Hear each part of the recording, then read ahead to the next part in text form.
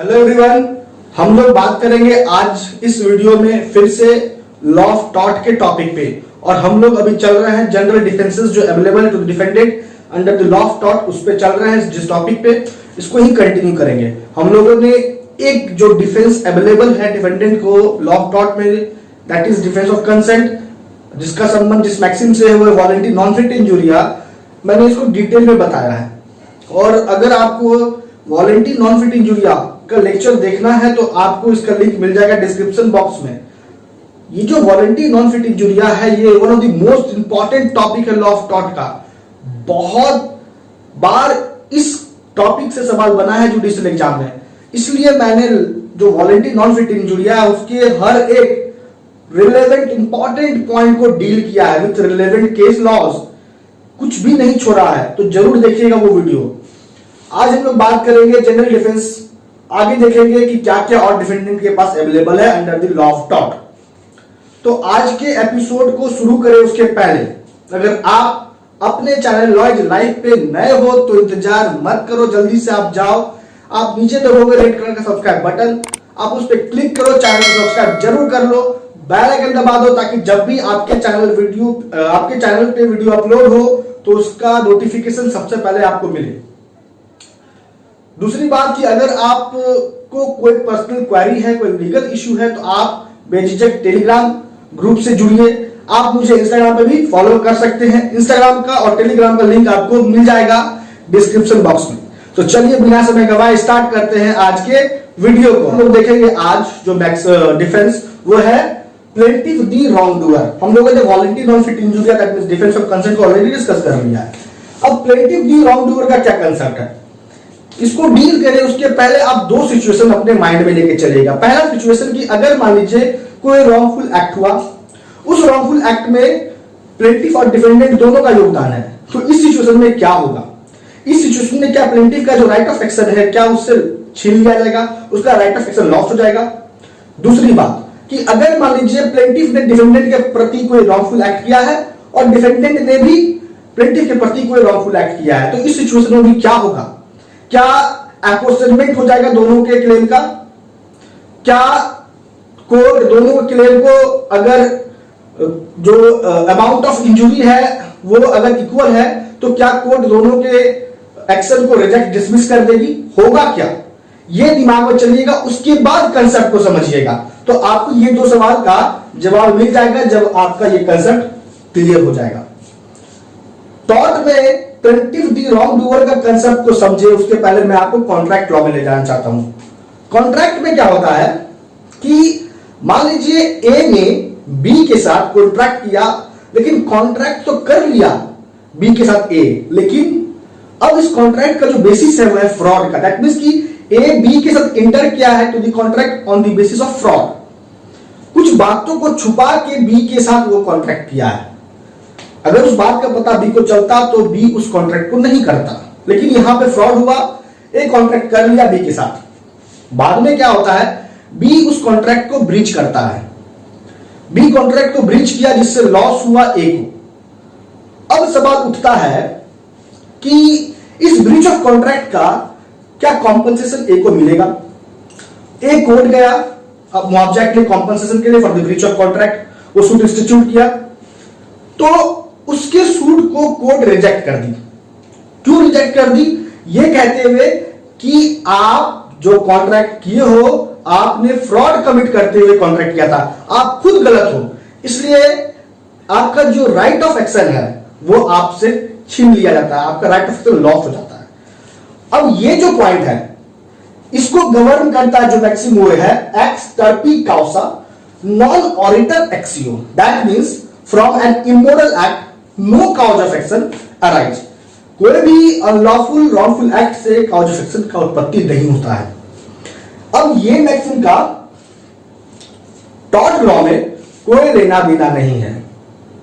तो सवाल उठता है कि अगर प्लेंटिफ भी गलत है डिफेंडेंट भी गलत है तो कैसे इन दोनों गलतियों को सुधारा जाएगा? कोर्ट क्या फॉर्मूला अपनाएंगी लॉ ऑफ टॉर्ट में? तो आपको एक केस बताते हैं, उसके माध्यम से समझिएगा। बर्ड वर्सेस होलब्रुक का एक व्यक्ति दूसरे व्यक्ति के घर में ट्रेसपास करता है।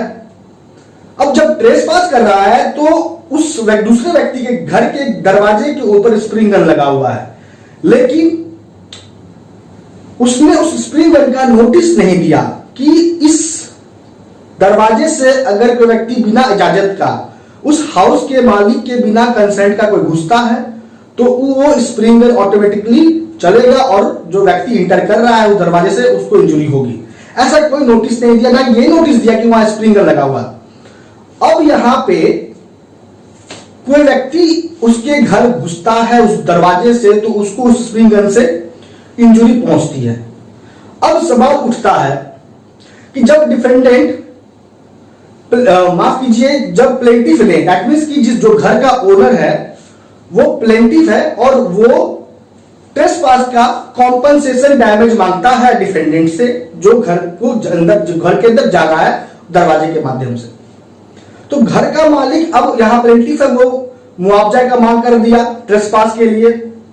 सवाल उठता है कि वो व्यक्ति मुआवजा दे या ना दे वो बात की बात है। पहले आप ये समझो कि प्लेंटिफ को भी, माफ कीजिए जो डिफेंडेंट है जो ट्रेसपास कमिट कर रहा है ट्रेसपासर, उसको भी तो इंजरी हुआ उस स्प्रिंग गन से। तो उसकी इंजरी का क्या, उसके इंजरी का लायबिलिटी क्या उस घर के मालिक पे नहीं आएगा?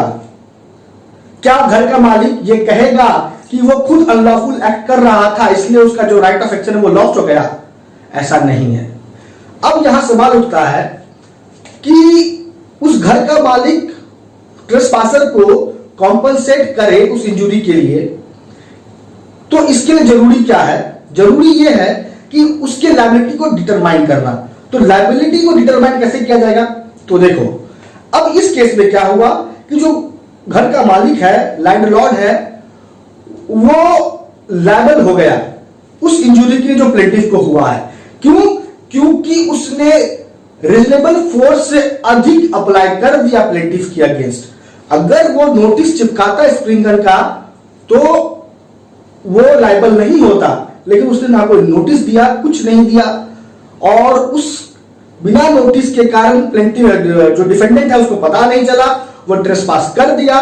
तो यहां पे जितना फोर्स एक्सरसाइज करना था उससे अधिक किया है, तो यहां पे जो प्लेंटिफ है वो भी लायबल होगा, प्लेंटिफ भी लायबल होगा अपने रॉन्गफुल एक्ट के लिए, और साथ ही साथ जो डिफेंडेंट है दैट मींस ट्रेसपासर वो भी लायबल होगा अपने रॉन्गफुल एक्ट के लिए।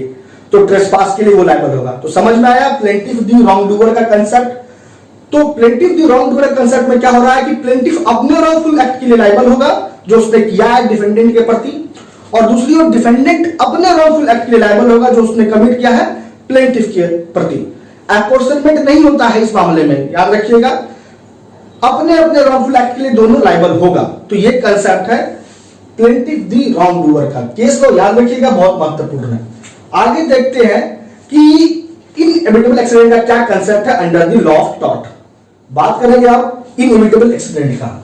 इनएविटेबल एक्सीडेंट के केस में आपको 3 पॉइंट याद रखना है, जो एसेंशियल इंग्रेडिएंट्स आप कह सकते हो कि डिफेंडेंट को इनएविटेबल एक्सीडेंट का डिफेंस मिले, इसके लिए 3 तथ्य का होना जरूरी है। पहला है अनफोर्सिबिलिटी, डिफेंडेंट जो एक्ट कर रहा है उसका क्या क्या परिणाम, क्या कॉन्सिक्वेंस होगा वो नहीं दिखता है, नहीं दिख सकता है।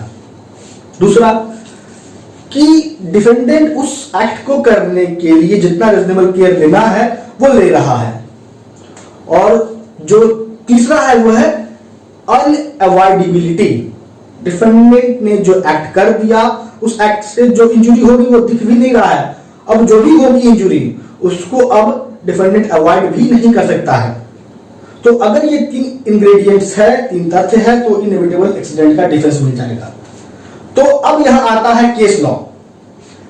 अब केस लॉ को डील करते हैं, उसके माध्यम से ही समझ में आ जाएगा कि कैसे इनएविटेबल एक्सीडेंट का डिफेंस दिया जाता है लॉ ऑफ टॉर्ट में। पहला स्टैनले वर्सेस पॉवेल का। स्टैनले वर्सेस पॉवेल के केस में क्या होता है, कुछ लोग शिकार करने के लिए जाते हैं, उसमें से एक व्यक्ति गोली चलाता है शिकार पे, चिड़िया पे गोली चलाता है। वो चिड़िया को गोली नहीं लग के वो गाछ के ब्रांच में लगता है, ट्री के ब्रांच में लगता है, और वहां से गोली अपना डायरेक्शन चेंज करता है और उसमें से ही किसी एक व्यक्ति को वो गोली लग जाता है। सीरियसली वो इंजर्ड होता है गोली लगने से, तो वो डिफेंडेंट के अगेंस्ट कॉम्पनसेशन का सूट दर्ज करता है कोर्ट में, और डिफेंडेंट कहता है कि हमने जो गोली चलाया, पहला तो वो एक्ट लॉफुल था, दूसरा कि एक्ट को करने में जो रीजनेबल केयर लेना था उसमें वो रीजनेबल केयर हमने लिया था, तीसरा कि उस गोली से वो गोली उस व्यक्ति को नहीं लगेगा, प्लेंटिफ को नहीं लगेगा, वो अनफोर्सनेबल था, और गोली जो चल गया even after taking reasonable care उसको अब अवॉइड भी नहीं किया जा सकता था। तो ये मामला एक्सीडेंट का बना, इसलिए डिफेंडेंट को मुआवजा देने का जरूरत नहीं है। उसके बाद पद्मावती वर्सेस दुर्गा नायक का केस में क्या होता है कि एक जीप ड्राइवर जीप लेके जा रहा है, रास्ते में उसे दो स्ट्रेंजर देखते हैं, वो उस जीप में बैठते हैं, आगे जाके जीप का एक्सीडेंट होता है क्योंकि जीप का अगला पहिया निकल जाता है, एक्सीडेंट हुआ जीप का, उसमें से एक स्ट्रेंजर में एक की मौत हो गई, दूसरा सीरियसली इंजर्ड हुआ।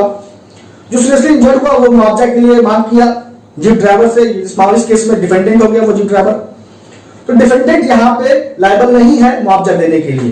क्यों? क्योंकि ये भी मामला इनएविटेबल एक्सीडेंट का ही है। उसके बाद ब्राउन वर्सेस केंडल के केस में क्या होता है कि एक व्यक्ति घोड़ा लेके जा रहा है रास्ते से, उस रास्ते में कुछ कुत्ते आते हैं और वो भौंकने लगते हैं, जिससे जो घोड़ा है वो घबरा जाता है, हबरा जाता है और वो दौड़ने लगता है इधर उधर, जिससे प्लेंटिफ को इंजरी होती है उस घोड़े के इधर उधर दौड़ने से। तो यहां प्लेंटिफ डिफेंडेंट दैट इज उस घोड़ा के मालिक पे केस करता है कि घोड़ा से इंजरी हुई तो डिफेंडेंट लायबल हो जाएगा, लेकिन यहां पे भी मामला इनएविटेबल एक्सीडेंट का बना क्योंकि डिफेंडेंट को पता ही नहीं था जो वो एक्ट कर रहा है, घोड़ा को ले जा रहा है, उससे किसी की इंजरी होगी आगे जाके, ऐसा तो दिख नहीं रहा था उसके इस एक्ट से। और घोड़ा को ले जाने में जो रीजनेबल केयर लेना था वो लिया, अगर इंजरी हो भी गया तो घोड़ा इधर उधर कर भी रहा है तो उसको अवॉइड भी नहीं कर सकता है डिफेंडेंट, तो इसलिए डिफेंस मिलेगा डिफेंडेंट को इनएविटेबल एक्सीडेंट का। तो ये होगा ब्राउन वर्सेस केंडल का केस। आगे बढ़ते हैं, होल्मेस वर्सेस माथर के केस में आते हैं।